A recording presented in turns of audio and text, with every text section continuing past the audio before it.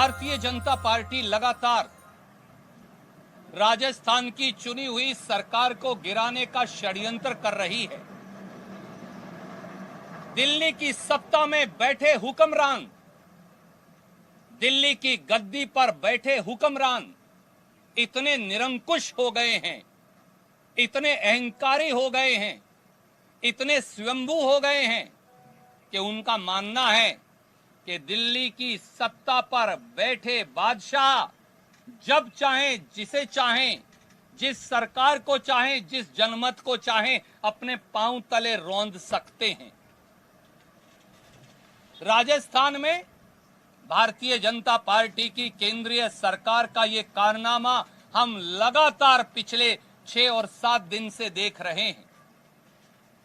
जब मोदी जी और उनकी सरकार के सारे हथकंडे फेल हो गए, जब मोदी सरकार जनमत को अपहरण करने में नाकामयाब हो गई, राजस्थान की 8 करोड़ बहादुर जनता और राजस्थान के विधायकों ने यह निर्णय कर लिया कि वो भारतीय जनता पार्टी के षड्यंत्र में उलझने वाले नहीं, तो आज एक बौखलाई हुई केंद्रीय भाजपा सरकार और प्रधानमंत्री श्री नरेंद्र मोदी जी ने मुख्यमंत्री जी के बड़े भाई श्री अग्रसेन गहलोत के घर आज सुबह से ही ईडी भेजकर छापेमारी शुरू कर रखी है।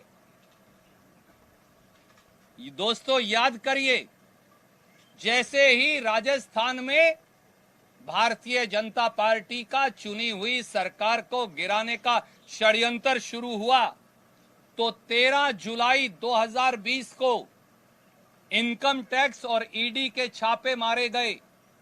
कांग्रेस नेता राजीव अरोड़ा पर, धर्मेंद्र राठौड़ पर और इस फेयरमाउंट होटल के मालिक रतन शर्मा पर डराने का, धमकाने का, दबाने का, कुचलने का प्रयास किया गया। जब उन्हें लगा वो इस षड्यंत्र में कामयाब नहीं होंगे, क्योंकि उन्होंने राजस्थान की अस्मत को चुनौती दी है, राजस्थान के स्वाभिमान को चुनौती दी है, प्रजातंत्र को चुनौती दी है, जनमत को चुनौती दी है, तो फिर उन्होंने 20 और 21 जुलाई 2020 को इनकम टैक्स और ईडी के बाद सीबीआई भेज दी। हमारी एक विधायिका साथी, जिन्होंने खेल के क्षेत्र में देश का और राजस्थान का नाम रोशन किया, कृष्णा पूनिया जी से 21 और 22 जुलाई 2020 को जबरन सीआईडी की टीम्स भेजकर जांच करवाई गई। 20 और 21 जुलाई 2020 को सीबीआई की उनसे पूछताछ की गई। सब जानते हैं सीबीआई की ये 20 और 21 जुलाई की कृष्णा पूनिया जी से पूछताछ दिल्ली में बैठे हुक्मरानों और निरंकुश शासकों का विधायकों पर दबाव डालने का एक हथकंडा था। इसके बाद कल 21 जुलाई 2020 को सीबीआई मुख्यमंत्री श्री अशोक गहलोत के ओएसडी श्री देवाराम को पूछताछ के लिए बुलाती है।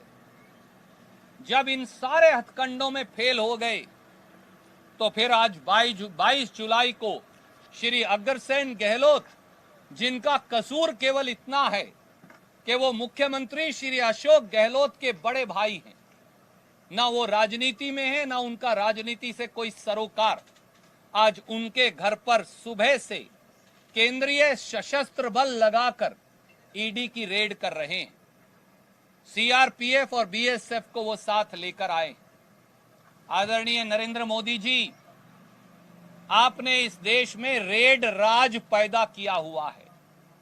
आपके रेड राज से राजस्थान डरने वाला नहीं। आपके रेड राज से राजस्थान की 8 करोड़ जनता घबराने वाली नहीं। आपके रेड राज से आपकी ईडी, आपके इनकम टैक्स, आपकी सीबीआई, जो भाजपा के अग्रिम संगठन हैं, जब सब कुछ फेल हो जाता है, जब पार्टी फेल हो जाती है, जब भाजपा का नेतृत्व फेल हो जाता है, तो ईडी, सीबीआई और इनकम टैक्स आगे आ जाते हैं। राजस्थान के मुख्यमंत्री अशोक गहलोत, राजस्थान के बहादुर विधायक डरने वाले नहीं।